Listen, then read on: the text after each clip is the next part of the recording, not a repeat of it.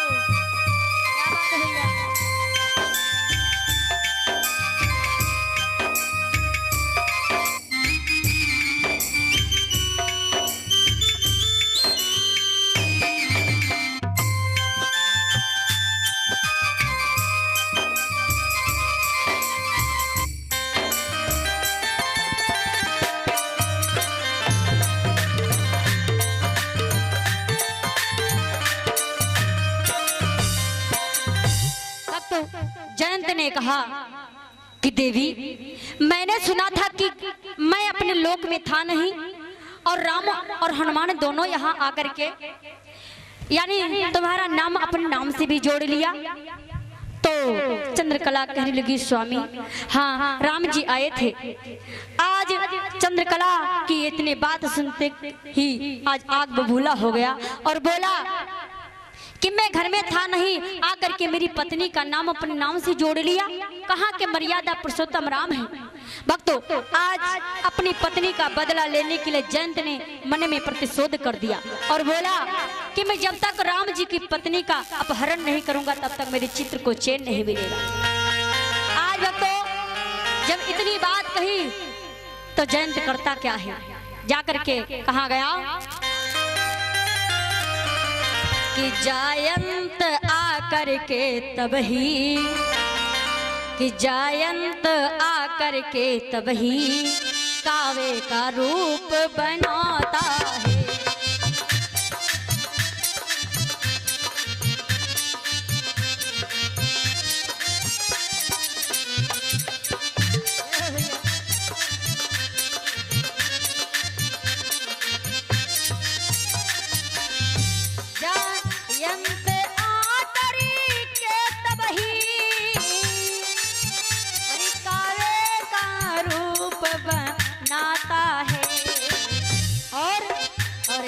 चित्रकूट में माँ सीता, अरे चित्रकूट में माँ सीता से बदला लेने जाता है।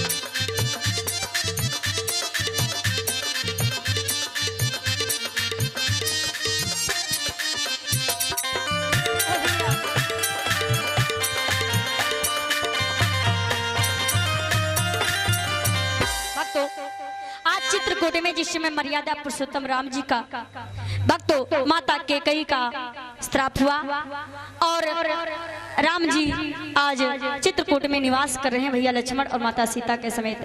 जयंत आज वही बदला लेने के लिए अपनी पत्नी का तुरंत कावे का रूप बनाया और कावे का रूप बना करके भक्तों आज आ जाता है। कहाँ? चित्रकूट में गया और चित्रकूट में गया, देखा उसी दिन भक्तों राम जी ने एक लीला रची है चित्रकूट में। कौन सी? माँ भवानी ने कहा स्वामी राम जी आज सीता का 16 श्रृंगार अपने हाथों से कर रहे हैं। तो भोले बाबा कहने लगे देवी हाँ। बोले कहने लगे राम जी ने क्या किया कि एक दिन हरि, कि एक दिन राम चुन कुसुम सुहाए, एक दिन राम चुन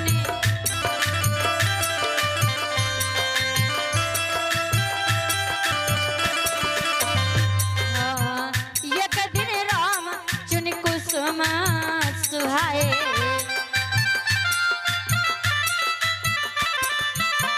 और दिनकर भूषण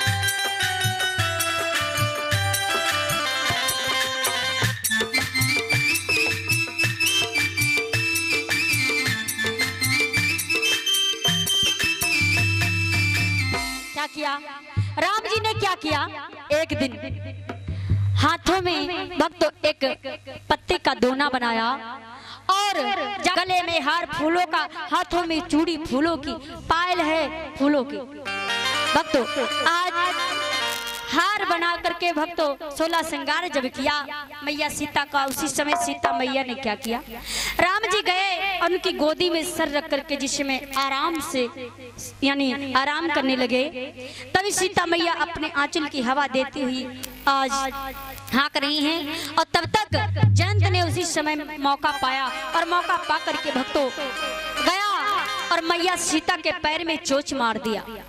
जब माता सीता के पैर में चोंच मार दिया और जिससे चोंच मारा भक्तों राम जी, आज राम जी का शीश गोदी में है, मैया पति व्रता नारी है, किस प्रकार सोचा कि मैं अपने राम को निद्रा से जगा दूं, इसलिए मारे पीड़ा के राम को जगा ना सकी। जिस समय वो रक्त बहा और जाकर के राम जी के हाथों में जब लगा तो राम जी ने देखा अरे ये तो मेरी पत्नी का रक्त है और इस जयंत ने मेरी पत्नी के पैर को घायल कर दिया।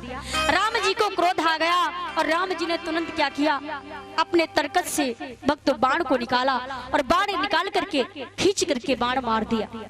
जब खींच करके बाण मारा तो आज आगे आगे जयंत जा रहा है, पीछे से भक्तों वो बाण जा रहा है, तीनों लोकों में जाता है लेकिन उसकी रक्षा कोई नहीं करता है। सबसे विनती करता है, सबसे हाय हाय चिल्लाता है, भक्तों कोई उसकी नहीं रक्षा करता है। क्या कहता है कि राम राम कही, कि राम राम कही, अरे बचन सुनायो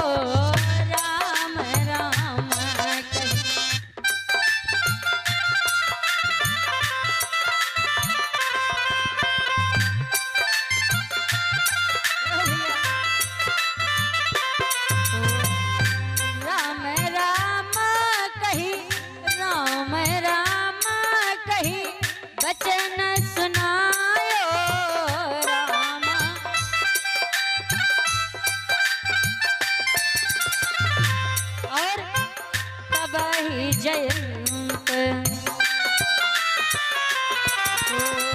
तब ही जयंत, सुने तब पायो तब ही जयंत।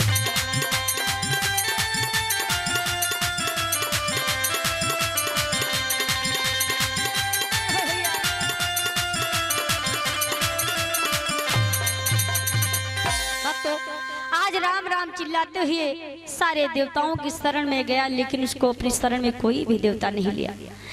अंत में भक्तों जब जा रहा था तो नारद बाबा ने देखा, और जब देखा तो बोले क्या कि देखा नारद बिकल जयंता,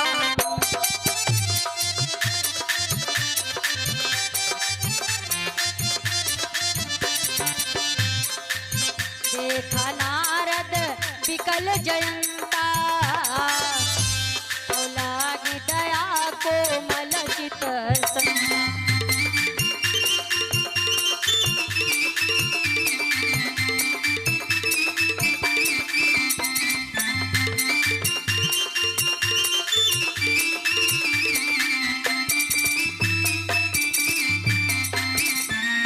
नारद ने देखा, अरे ये तो जयंत को कोई शरण में नहीं ले रहा, क्योंकि इसने माता सीता का भक्तों अपमान किया है।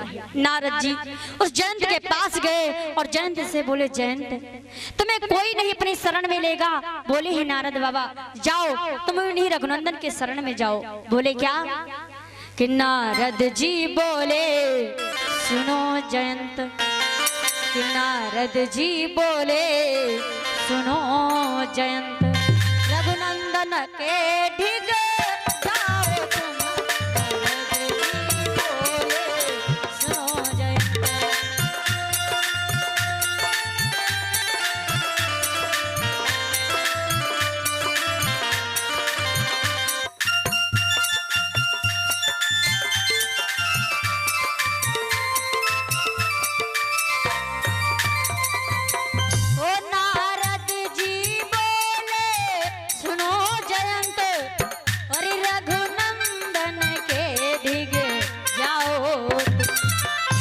बोले हैं हो उनके चरणों में सर करो।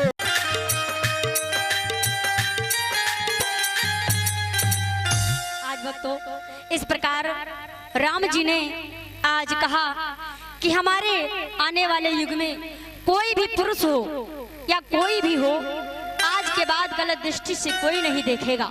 लेकिन भक्तों आज काव्य के लिए इसलिए भगवान राम ने एक निगाह को भक्तों सज दिया और जयंत सदा सदा के लिए रघुनंदन के दर्शन पाकर के गदगद हो गया और फिर भक्तों सदगति को प्राप्त हुआ।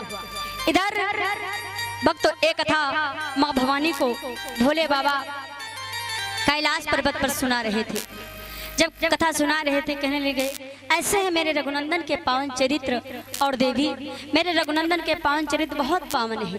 भक्तों तो आप लोगों ने भक्तों इस कथा को श्रवण किया और इसको रिकॉर्ड करने वाले हमारे हर्षित कुमार भैया यानी लवली स्टूडियो की तरफ से मैंने आप लोगों के तक ये कथा पहुंचाने का प्रयास किया। मेरा नाम कुमारी मंजू शास्त्री है, जिला सीतापुर यानी सरें स्टेशन जिला सीतापुर से। भक्तों आइए सर्वप्रथम 2 बार भगवान का पावन नाम उच्चारण करें, उसके बाद एक भजन सभी लोग श्रवण करते हैं।